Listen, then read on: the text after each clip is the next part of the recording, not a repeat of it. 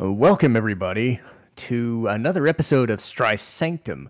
My name is Citizen Strife, and you should not be fooled. We have many different episodes going on all at once, but you may see this and think, we did Kingdom Hearts already. Well, we did, except I did it.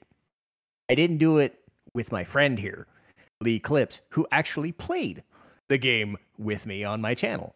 So she asked to join us for a post. She asked to join me for a post review of Kingdom Hearts, and I get to shut my mouth for once, which is a godsend for her. And she gets to talk about her experiences with the game because she is intimately knowledgeable with the franchise, and I'm just an idiot. So how are you doing, Leigh? I'm okay. And you're not just an idiot. I know I'm not gonna get over the self-deprecation humor. I'm just not gonna do it. Well, if it helps, you're my favorite idiot. Yay, I'm somebody's favorite. Please remember to subscribe to Strife Sanctum for more stupid shit like this. Anyway, but yes, I did a review of this last year, and that was back when I had less of an opinion of this game because I had really no knowledge of the franchise other than the first two. I posted it, and that's how we got started. Leigh took a look at it and was like, I want to have fun. And look where we are now. You've been in like 4 or 5 separate playthroughs. You did the Kingdom Hearts one. I think you played that one. That was the first one you actually played. And Legaia as well. So you played Legaia, you did the other ones, but Kingdom Hearts you did. No, the first one that I actually played for the channel was Uh, it was it was Dino either Crisis? it was Legaia. Yeah, I think it was like And then Dino Crisis. while we were shooting Mm. Legaia, we took a break for a day and I did Dino Crisis. Oh yeah, yeah, because we beat that in like no time flat. It was kind of crazy. Um, but yes, Legaia was first. But really, what started everything was I had weird opinions about Kingdom Hearts, which were weird because I played them and really didn't understand the franchise very well. I stopped playing them around Birth by Sleep, and they'd released like 5 or 6 games after that point. So Leigh asked to join for the Final Fantasy stuff and all the other stuff. And recently we had a poll about, hey, let's try Kingdom Hearts. And then people said, yeah, that sounds cool. So we did Kingdom Hearts, and the playthrough was cursed beyond belief. The first But we did time. it. Yes. Yes. Actually, the first two times. Yes. But we're not going to harp on that. We're going to harp on the good stuff unless Leigh wants to brag on the game anymore, because that was my job. So this is me giving her a platform to talk about her experiences with the game, because you can watch my review of it, my solo review, if you want my opinions on it. But if I have things I want to say, I'll chime in. But again, I will try to keep myself limited in the discussion. So I've got a few questions for Leigh. And the first one, and you might have said this on the videos themselves, but what are your earliest memories of Kingdom Hearts? This is actually Kingdom Hearts was one of the few games that I had heard of in advance from a magazine that I was subscribed to that I was actually interested in playing. Like I followed all of the articles every month. Like I would pour through this magazine for any updated news about the Kingdom Hearts development and things like that. And when they finally had this like really big in-depth article that had pictures from their demo experience and their overall impressions of it, I absorbed it. I couldn't help but absorb it. I was like, I wanted this game looked like it was the perfect Leigh game, if you want to put it that way. I had already, because of my friend from high school, I'd already developed an acquaintance with the Final Fantasy franchise. And from the games of it that I had played, I was really enjoying it. And then I hear about this game in development that has Final Fantasy characters and Disney characters. Those are two of my loves right there. So Yeah, I and had to play this game. I yeah, waited and and waited, and when it finally came out, I got my hands on it. yeah, the thing you mentioned was the Final Fantasy and Disney connection. And specifically, they've stuck with mostly the Final Fantasy 7 through Final Fantasy 10 characters Hmm. and as much Disney stuff as they could. Um, I wasn't into it due to the Final Fantasy connection, but you said you were a Disney fanatic, and it came across in our sessions Hmm. because I had a 90s view of Disney. You said you had way more, and Dude, it became a thing. We started watching the movies. I grew up on Disney movies. Disney released their first movie in the 1930s. Their first full length, movie length animated movie was Snow White and the Seven Dwarfs. And that was released back in the 1930s. I want to say 1937, but I could be wrong. And that movie literally gave them the green light to start animating other stories that people were interested in seeing. And just growing up watching those movies, it was, it's entertaining.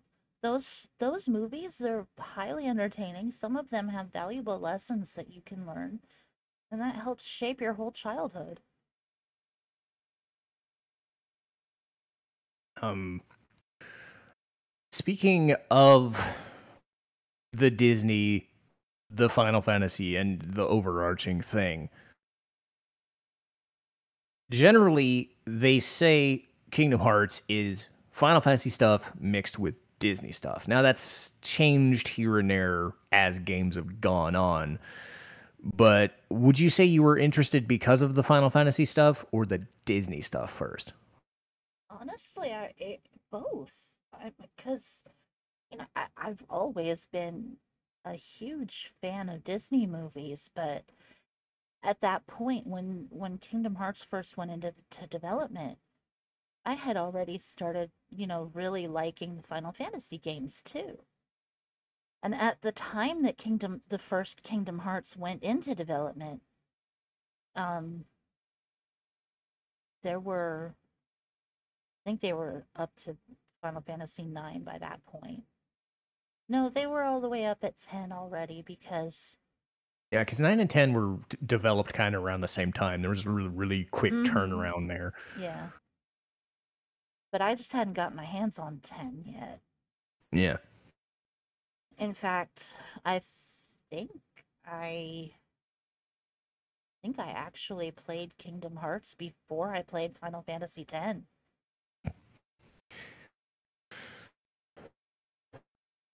If you Yeah. if you can believe that. No, no. I mean, Final Fantasy 10 came out like mid-year 2001, give or take. Kingdom Hearts was like mid 2002 or early 2002, so I can believe it. I know for me, like when the PS2 was launched, like Final Fantasy X was the game I played. But you also had stuff like Metal Gear Solid 2, I think was also a near launch or something like that. So those were like the games for me. Kingdom Hearts was still a big deal to me because of that Final Fantasy connection there. And you, again, and jokes aside, you see Cloud and you see other characters like Squall slash Leon, Aerith, and Yuffie around. You're just like, oh my god, what are they gonna sound like? Because we had voice acting this time. I was like, Uh-huh. what? And Yeah. you teased me, but oh my god, Cloud. I mean, I mean, and I think what's funny is that like this was before they turned Cloud into Mr. Mope with Advent Children, but they were already trying to turn him into that with the Hades thing. But again, it's one of those like perfect crossover scenarios where they had an original IP that they could have like not done any of the Disney stuff. They could have just had Sora and Riku and Kairi in there hopping to different worlds like a multiverse kind of thing. But I don't think like multiverses were a thing like they are now, like 5 or 10 years later with say Marvel and DC and all that. But Disney gave them the perfect excuse to say, okay, what can we do? Oh, I know. Let's do a crib sheet of all the Disney movies that we can think of. We add that one, that one, that one, that one, that one. And then they get to the Kingdom Hearts stuff. And eventually the Kingdom Hearts stuff takes its own place after a while because they've established it. But when it comes to that original game and how they did the Sora, Riku, Kairi, Heartless, the Kingdom Hearts stuff, not the Disney stuff, not the Final Fantasy stuff, purely Kingdom Hearts material. How do you think they did in that first attempt?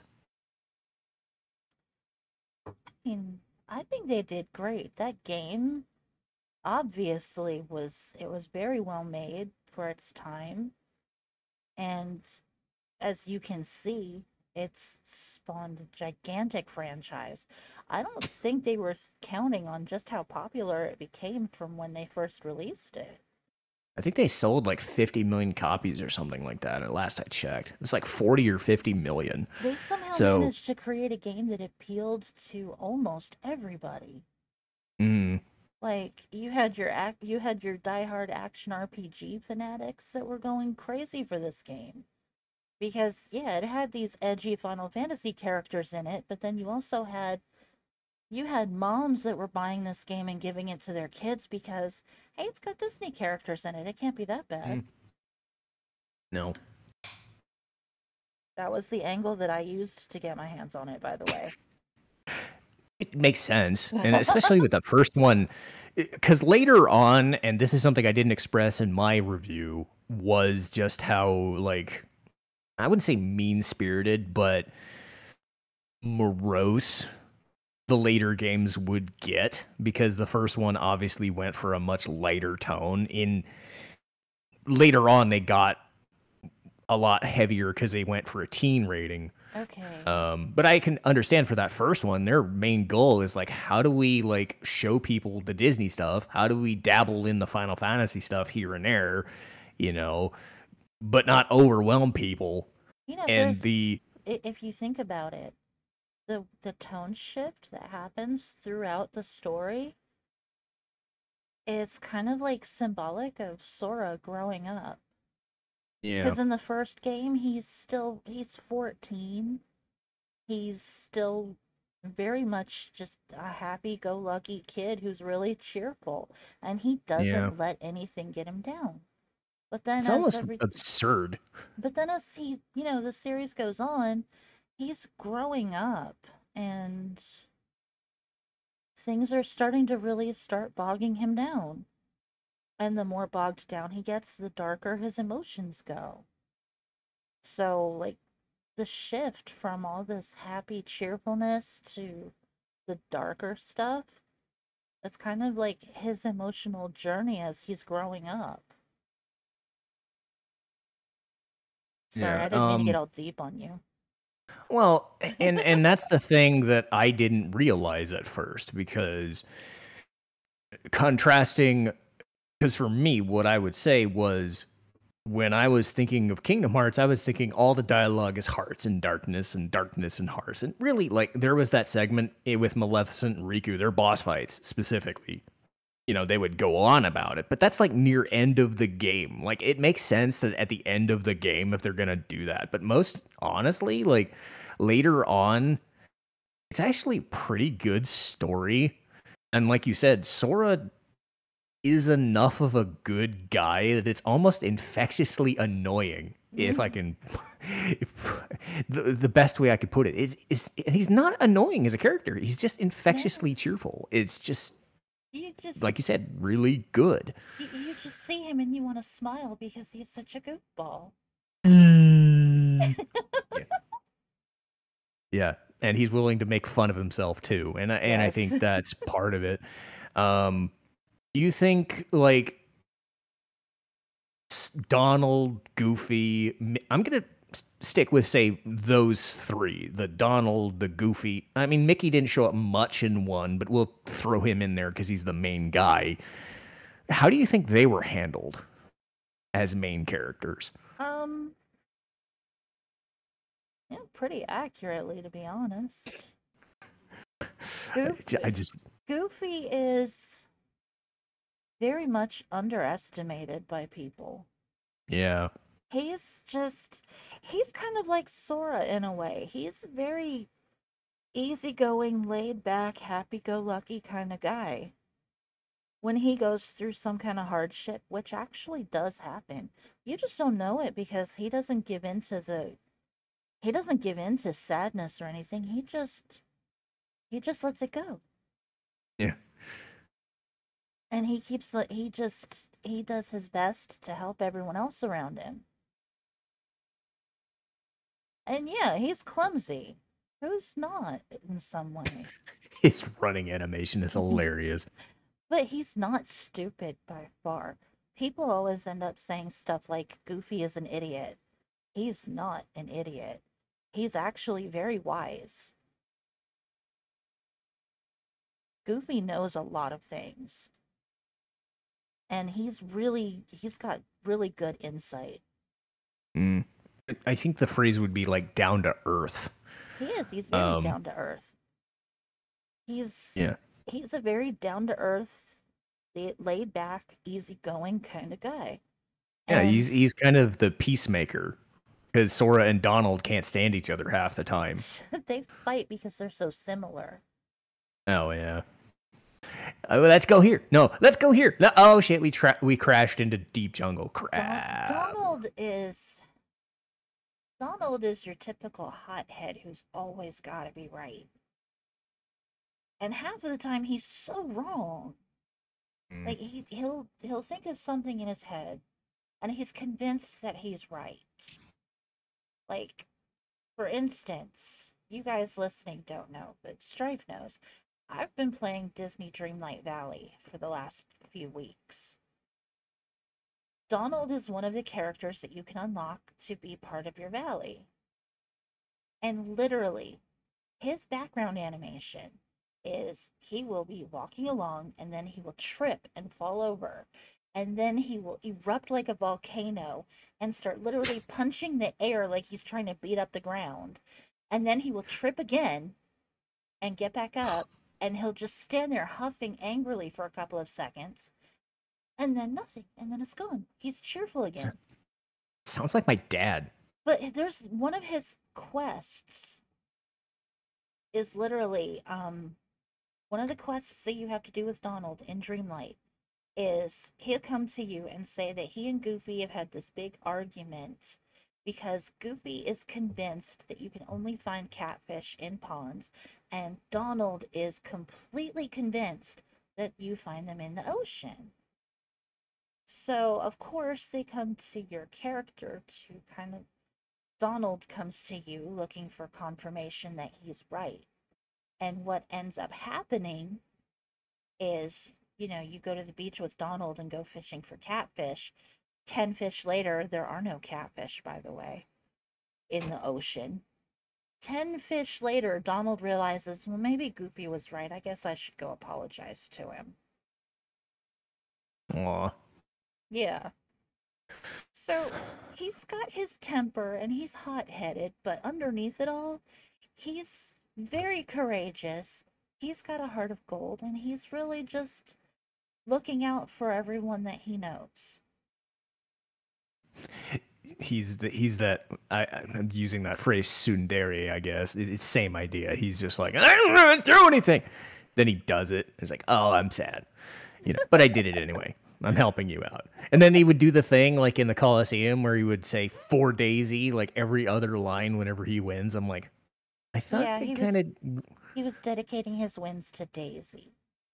I'm like, and yet 10 minutes ago he was super scared of the fact that she was staring right at him. It's like, Well, he weird. loves Daisy. And Daisy loves him too, in spite of all of his flaws.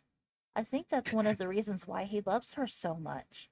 Because he's managed to find someone who's willing to put up with all of his bullshit and still loves him at the end of the day. And then we get to King Mickey, who oddly enough, or amazingly enough, shows up in his normal garb at the beginning. But then they flesh out King Mickey like in. I don't want to jump around too much because we're focusing on the first game, but Kingdom Literally, Hearts 2, like King Mickey is like the perfect like Jedi master type. It's okay, crazy. you don't even see Mickey until the last like 10 seconds of the game. I know. That's it. You don't see Mickey at all until the Yeah. final cutscene of the game. Yeah. And so again, they're I bet they were sitting there just like, okay, we got to put Mickey in there somewhere, but this has got to be a Mario situation. Just don't make him look bad. And it's just like, and then later on, he's like the extra main character of the game. Like you kind of wish you could play as him more, just because he's actually really freaking good at his Do job. you know But it's like, one of the best parts about Kingdom Hearts 2 is that there's this random chance that when you like when you're in a boss fight or something and you can't and you game over, and if you choose to continue and try again, there's actually a chance that Mickey can come and replace Donald and Goofy for a little bit and help you with your boss I think fight. I've heard of that. I've had it happen. It's fucking amazing. So yeah, leave it to Disney to know exactly what to do with their main mascot. Just be like, he's God. Let him be God. Let Sora just park his ass in the wagon back. And it's not like Sora's bad at combat either. And we might as well get to the combat right away. It does have some flaws. Well, in the beginning, Um, Sora's not much of a fighter in the beginning because all he's got for sparring partners are Waka, Tidus, and Riku. yeah. And Selfie on occasion when he wants to be a meanie. Well, how could anyone want to really beat up Selfie? I mean, really. I don't know. That I was a did it for the mean. purpose of showing the that you can fight her in the game, but it Yeah. it killed me. I didn't want to beat up that little cutie. Oh well, but the weird thing about Kingdom Hearts 1 is it's functional, but you can tell that there's definitely just might as well go into the like combat and exploration aspect of it. One of the things that I noticed was until you got stuff like glide and double jump, and even if you did get double jump, like we're as of recording uploading the 100 Acre Wood, the amount of times I'm seeing Sora jump up and over the same freaking pillar that Leigh has to jump on to do the thing, it's like he just won't jump on the fucking. There's weird gooiness with this gameplay, and it's like I want to respect it because it's trying something new, but you can tell that like whether it's due to backtracking or due to like Okay, it's platforming, this game it's leaves a like lot to every be. game out there. There are frustrating moments, but Mhm. the moments that do slightly frustrate me, that's all it is. It's just a momentary frustration. I move Yeah. on very quickly from it, as you know. Yeah. Um, unless it's fighting barrels. Yeah. Um, I'm trying to remember. There was the barrels, and then I think it was the fact that the Tigger thing took like 45 minutes. Oh my god, Um, and the way I outsmarted the barrels finally. yeah, because when we did the first recordings, it took like 10 minutes to do the barrels thing. In the second one, I think you did it in the first shot. So Technically, it was the everybody, second shot.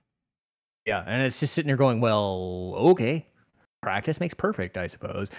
But it was But because again, it's like it's. And I think it's more to do with the difference between the original version and the final mix version. I was gonna ask about that. Um, because I remember when I was playing through the original version, I could literally pick up.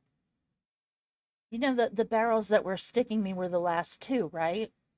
Yeah. I could literally pick up the one and throw it and use it to break the other. Eh. So that's what was sticking me is I was still trying to use that strategy from the original version while playing it through in Final Mix. And for Mhm. some reason, Sora just wouldn't throw the barrel that far. Well, Yeah, and I think they nerfed it. mm, So and then there finally, were times that there were times when Sora would actually try to lift something and he would just it's and like he's he'd trying to either lift just bit. well, that always used to happen. He'd pick something Yeah. up and it would just immediately fall right back down, most likely because you're picking it up against the side of a building or something, and he doesn't have enough Oh, room for his lifting animation. that's fair. Or I mean, there's given it or Goofy is in the way and you end up throwing it and hitting Goofy in the face with it when you're not trying to do that. yes, which eventually you started making it as an in joke and a thing you wanted to do rather than something that became an accident. Like the It's first like, time I did it, it was this huge accident, and I'm like, oh, I didn't mean to do that, poor Goofy. And then it kept happening, and I'm just like, I finally just got to the point where I'm just like, you know what, Goofy gets what he's getting what he deserves. I'm just glad that there's no friendly fire damage because this game would probably have suffered for that. Um, but again, I do think a lot of like platforming and stuff, and a lot of it was backtracking different areas. I did want to mention a little later about that, but sticking with the Kingdom Hearts Final Mix version, and this is I think it was 1.5/2.5. Basically, the re-releases that occurred on the PS4 before Kingdom Hearts 3 came out. All new additions to story, different weird characters and bonus things that would show up, recolored. I remember when you fought the boss, I think it was the first boss in Traverse Town, and you're Mm-hmm. like, what is this? I don't he had a different color scheme to him. Yeah, he And like was all every red, white, time and blue. yeah. So it's like every time there's like a hidden cutscene, which was a precursor to some other game, you know, to tie things in, it caught you for a loop. The one I remember specifically, well, two I remember was the dude in Atlantica. You're trying to beat up the mushrooms for the tech points, and all of a sudden this giant freaking mushroom shows up, and you just stop for a second and go, "What the fuck am I doing?" I know, I had never seen that thing before, and I'm just like, what the fuck is that? So, for reference, it's the pink agaricus, but yeah, not that I would know. And I had I no idea how to beat it. yeah. It turns out I don't think you had the skill to do it. It was I like some sort didn't. of You were stuff. supposed to cast, you were supposed to basically just keep casting stop on it and wailing on it while it was stopped. Yeah. The other one that I think most had to do with the fact that we were getting done with the recording and we were just kind of fed up was we were doing the end of our backtracking stuff and we are looking for the Ansem reports. And I told you how to find them. And there's a hidden boss that either you have to beat the game for or do something to do it, like a new game plus kind of thing. And I told you who it was. And as soon as I said the word Zemnis, you were just like, fuck this, I'm done. Uh-huh.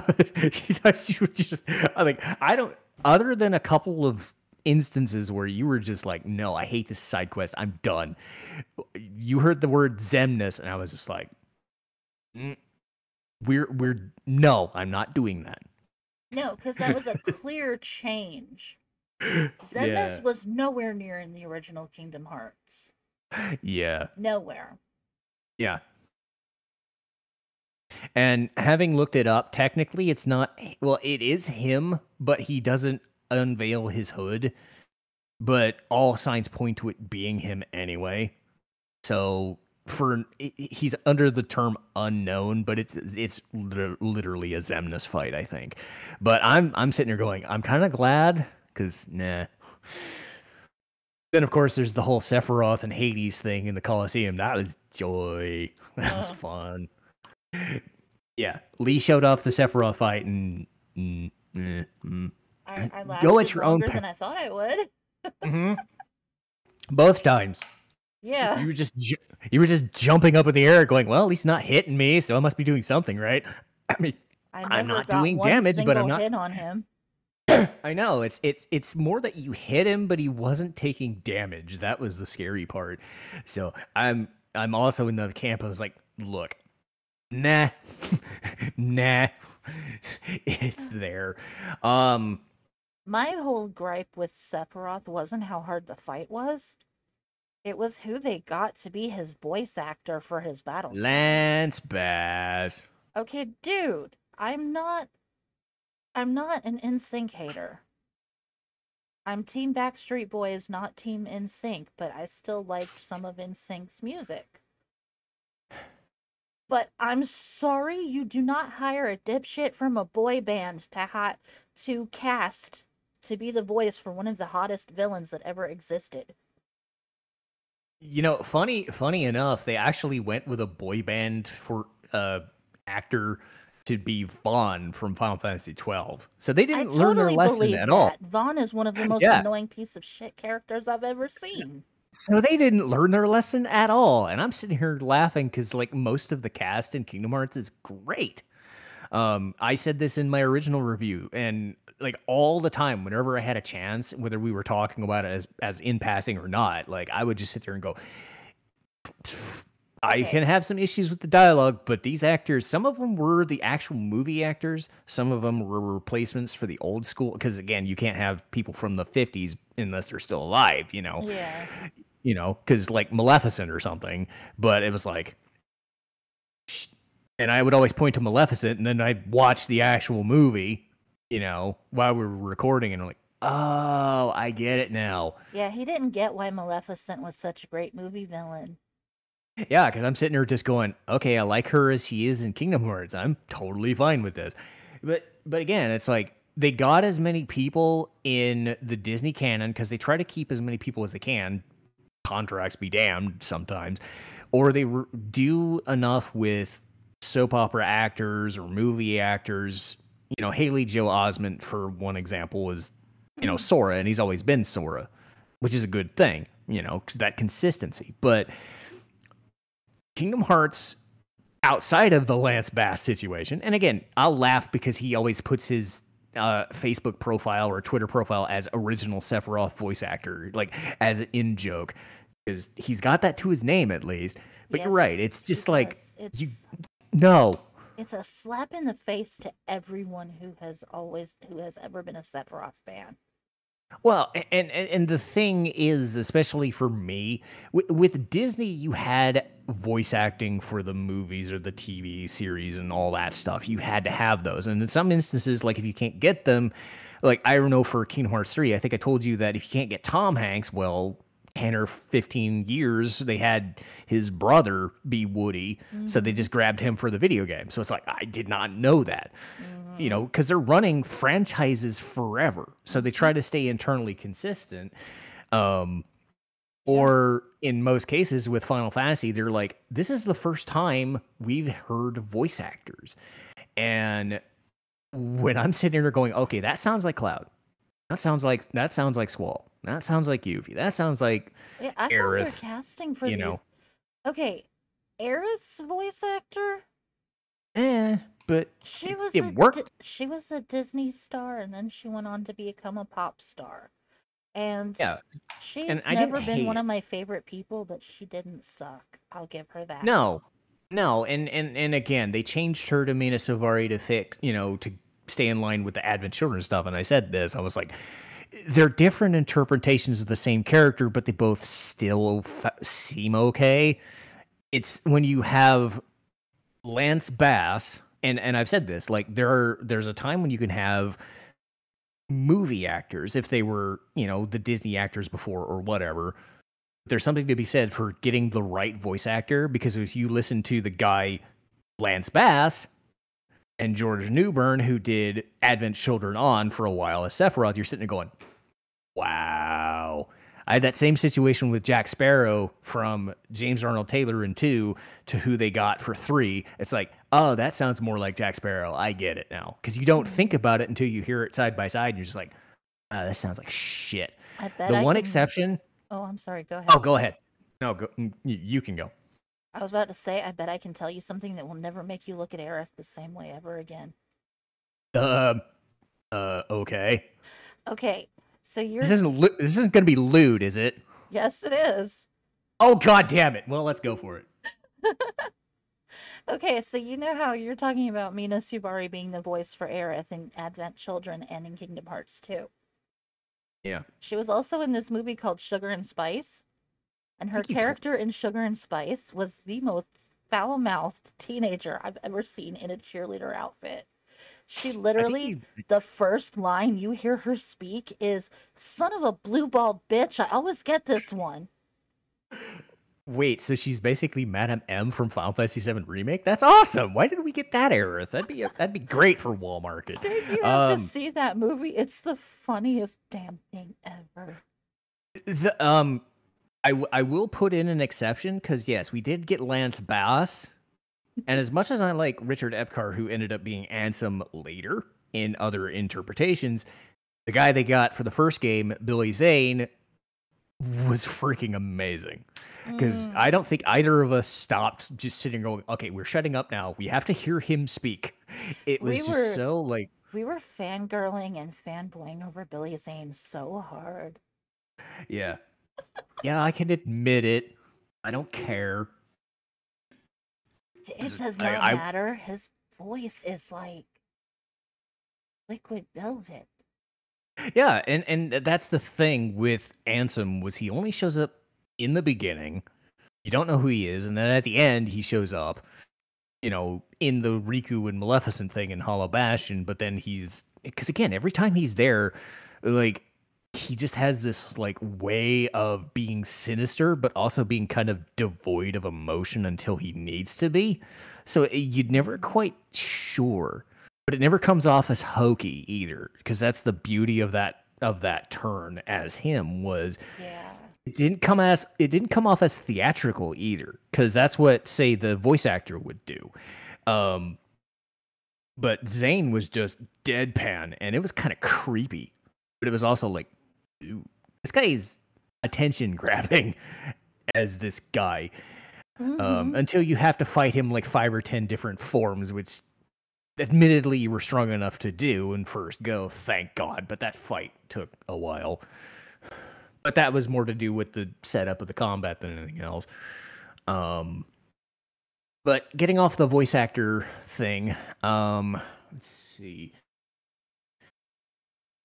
I talked about the multiverses, the going to different worlds and things of that nature. Were there any worlds that you went to, whether it was playing it for the first time, playing it by yourself, or in this playthrough, that were like, this is my favorite, bar none?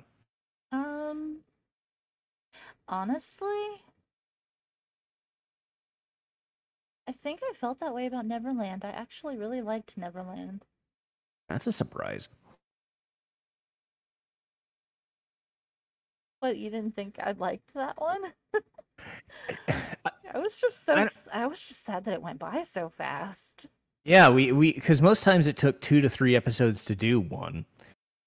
Neverland, you just did it in one. I think for me, and again, I'm not as familiar with Peter Pan as I should be, but it's like a lot of it was the ship. And I think they brought it back in other games, but it just felt like you're there in the ship. You're not like when you do get to fly, it's kind of late in the game and you're in the clock tower and it's cool, but it's like everything's done. So I didn't feel it was all magical. It just felt like, oh, it's a ship. It was fine. Okay, getting to run around the Jolly Roger was actually really fun. But I don't know, I guess for me it was just the magic of flying. I loved that. Yeah. I just loved that. I loved being able to just literally go anywhere I wanted to go as long as I knew how to fly. I did like Tinkerbell. Tinkerbell is adorable. I love how she just had annoyance for Donald because Donald would keep laughing at her and he was just like, not taking your shit. I'll kick you in the face. She kicked him right in the beak. It was awesome. Yeah. Were there any worlds that you didn't like? And I can kind of already tell one that you're going to mention, and it's probably the same one I'm going to mention. Are you thinking? So do we mention it together? Okay, let's go. 1, 2, 3. Deep Jungle. Atlantica. Wow. We went for different ones. Okay. Oh, but yes, Atlantica. Okay. Well, we'll start with Deep Jungle because that also sucks. Backtrack City. Yeah. Don't get me wrong. Tarzan was a great movie. The Deep Jungle sucked donkey balls. Yeah, you're climbing up vines and you're doing stupid things and like the thing where Sora and Tarzan are diving down and they're like on a rail and you're trying to climb and jump over things. That's cool. Everything else is like jumping over hippos and you get the backtracking issue. You Yeah. keep going from place to place. I want to say there was like a spot where if you didn't go to a cutscene, it wouldn't trigger a flag to do another cutscene. You'd spend like 10 minutes wandering back and forth from the. Uh-huh. Mm. Yep. But yeah, but again, it's like I don't think Tarzan is as well liked as a property, other than the Phil Collins stuff or the visuals. I Mostly don't know. because it's Disney tried to put their own spin on Tarzan, but there's only so much they could do because that was actually a property that was clear outside trademarked by the writer's family. Mm. The original Tarzan books were written by Edgar Rice Burroughs. Yeah, I forget. Was that public domain by the time they made the movie, or was it after after that? Because I'm not sure. I'm not sure either, but they had to put special copyright credit in the video game for all of the Tarzan stuff they did. Mm. Yeah. Um, but Atlantica. Oh, that's Oh, why I was surprised we didn't go with that one first. Because like those episodes, like I'm not gonna lie. What I find hilarious, and I don't think I've mentioned this to you, is like the Atlantica episode I edited the fuck out of is one of the better performing videos we've done. really? Um, don't ask me why, because Atlantica sucks I'll have to really go back and bad. see. Like, I'm seriously behind. Because you know how I told you I watch all of the ones that we do? Yeah. I'm really seriously behind on them. I'm still Oh, back I on mean, you LeighClipse. have stuff you're dealing with too, and it's fair. Yeah. But again, it's like I don't like to edit things personally. And we've had longer episodes because we're doing this in a big stretch of one day. We're trying to get as much stuff done as we can. Atlantica drove me personally up the wall. I don't know about Lee's so much, but I could tell it was just draining on her because I think she was going to the sunken ship. The dolphin kicked her out of the way to drive her back, so she had to hit she had to No, get the what dolphin happened back was again. the dolphin dropped me off in this one spot and then Goofy pushed me back out. Oh, yeah. So you had to do the dolphin thing again, and then there was like that thing on the wall that I think you were trying to open to, because there's a Yeah, quick like a fast travel. there Yeah. was a button that you were supposed to push to get the way to Ursula's lair open.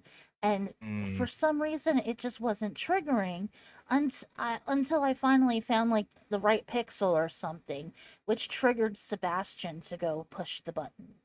Yeah, and then you had to race back to King Triton, which, again, some games I understand it. You don't want to be handheld to do every single thing. I'm totally fine with that. And this was kind of the halfway between the old school, we're not told where to go every single second, versus, hey, we need a little bit of help. Could you just tell us where the thing is? And I could swear that episode went like an hour. Mm-hmm. It was awful. It was And awful. and Plus, it's ugh. okay, the ocean, the ocean is supposed to be this big, vast place, and you're not supposed to feel like. I felt so claustrophobic in Atlantica. Yeah. Like everything was just way too close together. It just felt like really oppressive. Mm. The whole section just kind of like dragged my mood down. Yeah, and then as soon as like I think it was Neverland and Halloween Town and Hollow Bastion, things started like slowly picking back up. And I'm not saying again, I don't want to stress this as we hated the playthrough. We did not. We hated aspects of these worlds that made it so those worlds reflected very badly. because you had things like Alice in Wonderland, which were fine, Mm-hmm. Agrabah, which was convoluted but fine, Mm-hmm. Neverland, which got done in like an episode, right? Like you said, you were enjoying it, Enjoyed it and a little too Colosseum. much. Yeah, the first Colosseum, you did it like one episode because it was just, hey, let's just do some fights, the Yeah. barrels aside. It was like some aspects of those worlds tried way too hard. I think Monstro tried way too hard to be like a maze and a puzzle, and it was just Oh, like, Monstro sucked. But yeah, so it's like Atlantica sucked more. the entire halfway point of the game is just this big slog, Mm-hmm. and it sours. But again, if you're going to have a shitty part of the game, then it should be the middle, where at least with the ending you're in better mood. The beginning, you do not want a very bad, like, I'm glad the deep jungle wasn't like the first level, because imagine if that was the first level. Oh boy.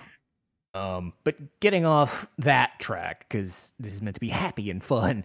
um Side quests and looking for fun things to do, summons, the gummy ship. What were your thoughts on all of that stuff? So you get new abilities, but you can go back and see things and look for new things. What was your Um, opinion on how they handled backtracking? Honestly, I kind of like it because they didn't they didn't close off too much. Hmm. Like as soon as you gain the ability for double jumping, you immediately have new things that are available to you. Because there are some things like, and even some things like if you're really creative about it, there were some things you could get to without double jumping. Yeah. Like,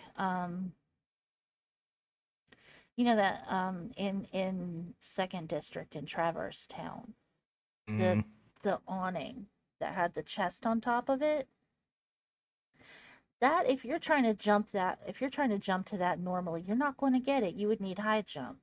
You saw what I did. I jumped up on one of the lamp posts on the edge of yeah. the walkway there, and I jumped from that to the balcony or to the awning. Yeah. So, I like if am. you get creative about it, sometimes you could get around needing high jump for things, Yeah. which kind of like lets you explore more and have more fun with it. Yeah, it seems like a game that people who've speed runned it, who do speed runs. That's the best way to describe it.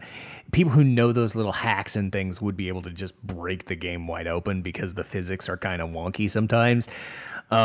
Speaking of wonky stuff that I personally didn't like, but I think you did, was Gummy Ship, and specifically Gummy Ship creation. Because I'm watching you do it, and I'm thinking, why the hell didn't I understand how to do this stuff? Because you made it look really easy. Did I I? never understood it, but talk about gummy ship creation. Once you get the hang of it, it actually is really easy. It's kind of zen in a way. Mm-hmm. It's a way for you to just be creative and do stuff. I think of it like creating pixel art in 3 dimensions. Mm. Because I you're given a cube, a big workshop cube to work with, and that's your floor area. You just use one button to toggle up a level or toggle down a level. So whatever you're building, you just like I could build a goddamn pyramid with lasers on it. That would be awesome. that sounds amazing now that you mention it. I could build a freaking pyramid with a cockpit on top and just add lasers and shit to it, and it would be freaking cool. And I can make it whatever Um, color I want because yeah, first off, I have the spray can so I can put color on the blocks, and then I got the palette which lets you have more colors. yeah. I think the fun thing for me was seeing all the little like blocks look like explosions because the higher leveled ones you just replace with explosion looking ones. These like orange and yellow or pink and Yeah, blue. Um, there's 3 levels of armor gummies. You start out with your basic ones are called protect gummies. Because all of the gummies are named after Final Fantasy spells, which I thought was I pretty love neat. that. So you have your basic level blocks that all of the ships are built out of. is Protect gummies. I was sitting there and taking a blueprint of whichever blueprint I wanted, and I was replacing all of the Protect gummies with Dispel gummies, which are the higher level ones. Because it Mm. goes Protect, Shell, and Dispel.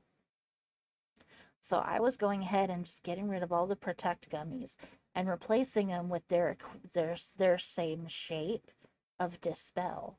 And I was also Mm. recoloring them so that, like, I was keeping with the original color schemes, but just replacing the colors with colors I liked instead.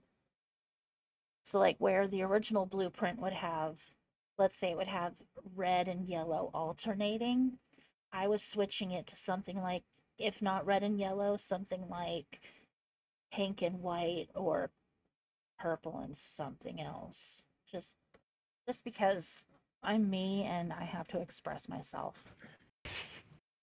Well, and to be fair, I think you do have a background in stuff like Minecraft and Sims that I I don't play don't. Minecraft. Oh, Minecraft, Stardew, sorry. Yeah. So stuff like building things and creating things and stuff like that is more something you would find interesting. For me, I was just like, give me back to Zora stabbing dudes, you know. Speaking of stabbing, what are your thoughts on the Colosseum? The Coliseum is not one of my favorite places. Mm. I'm not a big fighting tournament person. I mean, it's there. You have to do it to advance that world, but I wish it wasn't 50 fights though. That would have been nice that's to just cut the it down to like Hades Cup, and you saw yeah. what happened with that. Literally, Yeah. I sat there, and the biggest block to me was Hades. It took me, I think, 4 tries to finally beat him. Yeah. And then you get from Hades, you go from Hades to the Rock Titan. And I beat the Rock Titan on my first try, no lie. Yeah, I'm that makes like, I thought that was going to be tougher. yeah. But no, Hades was the big boss fight for that one. Yeah, and then the Ice Titan and then of course the Sephiroth fight are just like nope. Nope. Nope. But Yeah, I think I got my since butt we're handed to me by the Ice Titan. yeah, the Rock Titan was the easy one. The Ice Titan just was like I think you were trying to go into the audience, like the stands, and just get the fuck away from me! Stop stabbing, Uh-huh. or stuff like that. Um, Speaking of things that weren't your favorite, we'll get to like overall negatives. Like if you were to say like one or two things about the game that just weren't, and this is an overall just idea, not just combat, not whatever, anything you can think of. Anything that was just, I don't like this, I don't want to do this, this is not fun, and here's why. What would that be, if anything? um,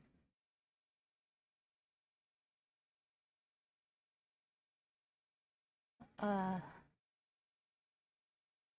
I wish you had prepared me for this question. Because So yes.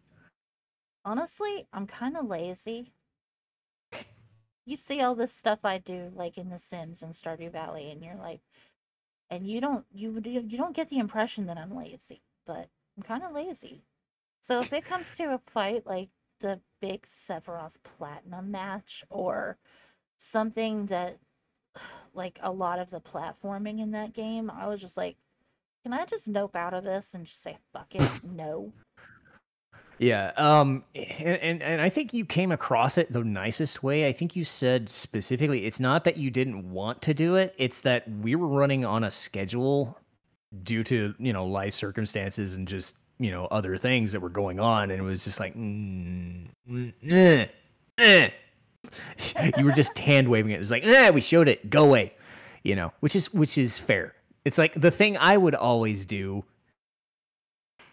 I was like, yay, Leigh finally understands it. Though you had an actual reason, but that's outside of this, Well, I did have an the idea. actual But reason. again, I just did not have the patience. time. I don't have the Yeah. time or the patience right now to grind No, and myself all the way up to level 100 so that I could deal with some of this shit easier. Yeah, and it's like 100 Acre Wood. Like, you warned me that that section would suck, and I didn't believe you until I saw it.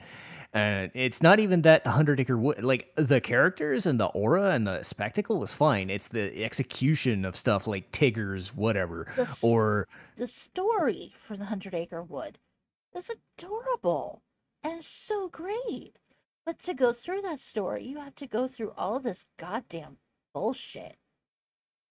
yeah. And I think Pardon what my really struck French. me, well, it was trying to get the nuts for Owl because you couldn't just jump to every tree and grab them. You had to grab one, Take go it to to Owl. him.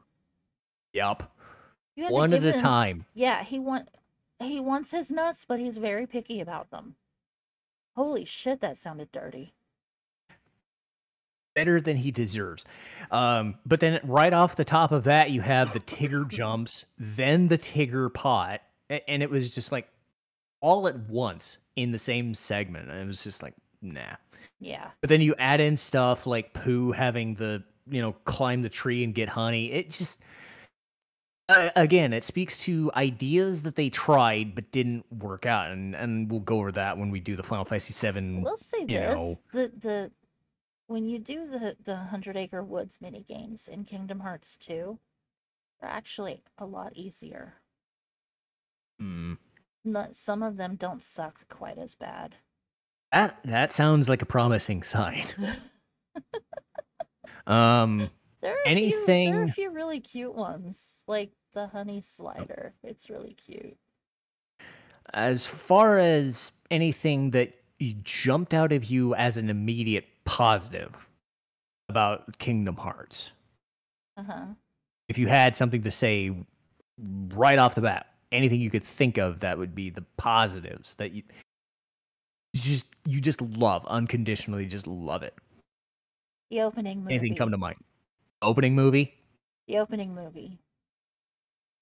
That song. Oh my god. I think you didn't you say the techno version was your favorite? Yes. Okay, because I remember the original version. I did not remember there was a techno version. You're Okay, right. when you put in that, let's pretend for the sake of argument here that we're back in 2002 and we are putting that disc in our PlayStation for the first time. When that opening movie starts and you hear that techno go off, and then then everything just like goes off into crazy town. Oh my god, it is literally the most thrilling minute and a half you're gonna sit through. So it's kind of like Otherworld from Final Fantasy X for me. It's the same thing for you with Simple and Clean, the techno version. Exactly. And it's like it was the literal best beginning of a video game I've ever seen. Nothing has ever topped that. I definitely like the fact that the stained glass motif, not even the opening video, but the stained glass motif of the tutorial was like something I'd never seen before.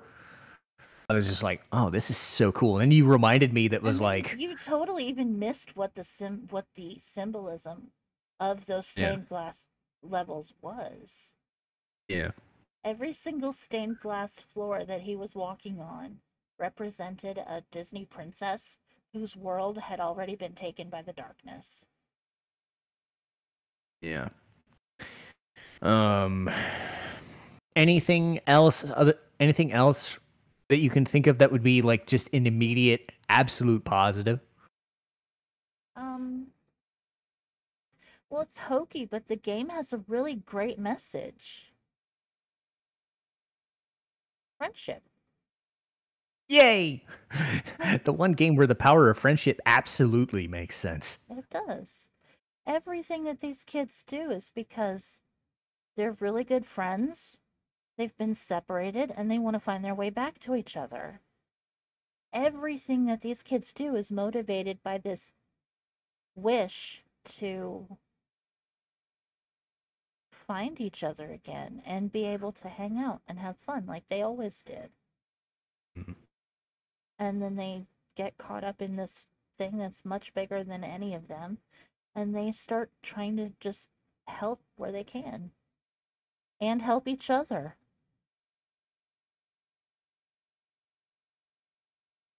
Is there anything else you want to mention about Kingdom Hearts specifically before we head out today?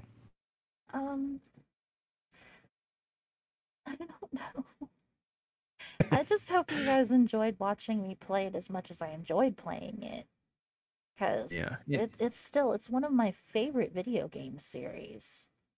Yeah, and I can definitely attest to having a much better opinion of Kingdom Hearts, having watched you play it, and actually going through the process of learning about the lore and, softening my stance on it. Because if this, and that's good, because this is acting as a kind of a refresh, a revisit, now that it's clearer in our minds. Is it a perfect game? I don't think so, but it's still very good. And I think as a first time game in a new franchise that could have fell flat on their face, it's amazing, and I think it has a lot going for it. I think, as you said, it's like the perfect, like, anybody could find something about this game that could probably speak to them. And if you don't, like, that's totally fine. But like Final Fantasy fans could find stuff in the Disney stuff that they didn't learn. That's kind of me.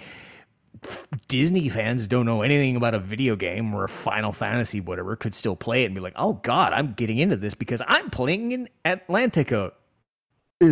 Or Agrabah, yay! Or, other places like that, it's just so much there.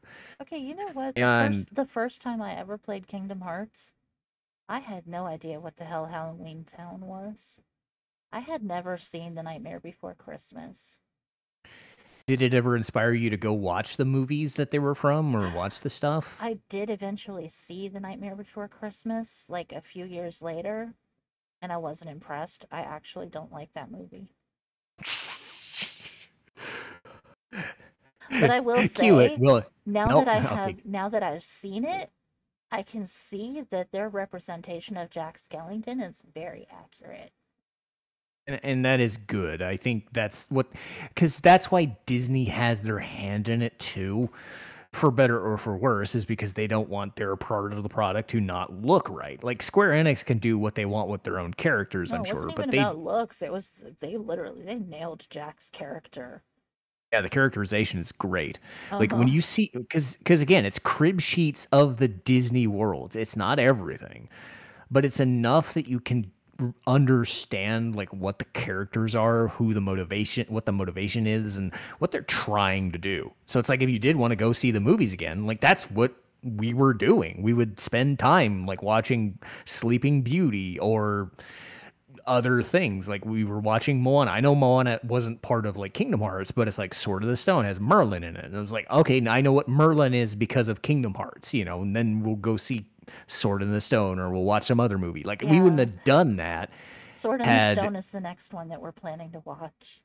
yeah, and again, I'm a Final Fantasy nerd to begin with. I don't have as And much to go on with Disney other than say Aladdin, and Lion King. But it's like I want to see these movies because I was influenced because Kingdom Hearts showed me that we saw Beauty and the Beast. I was like, okay, I never really saw that in full. I was like, oh, I get it now. Gaston sucks, and yes. I'm glad he's gone. Anyway, but that's again, that's a good place to call it though, because there's so much about Kingdom Hearts that is it perfect? No. Could it do much of one or less of another thing? Sure. But it definitely builds upon itself and then turned into a franchise that I think everybody can at least attest has a place. It definitely etched a place, not just as an RPG, but as a franchise to itself. And I'm very grateful that Leigh would spend as much time as she did showing me this franchise again and, taking me on a journey to understand it and not just scoff at it. So if you're in the mode of scoffing at this franchise, don't. Because we revisited it, and I can guarantee you it is definitely a great franchise, and I hope we can do more games in the future. But Yes, you could say I'm showing you a whole new world. oh, gotta end on that note. Oh. Well, for LeighClipse and her puns, it's Citizen Strife, and I'll see you next time. Citizen Strife, signing off.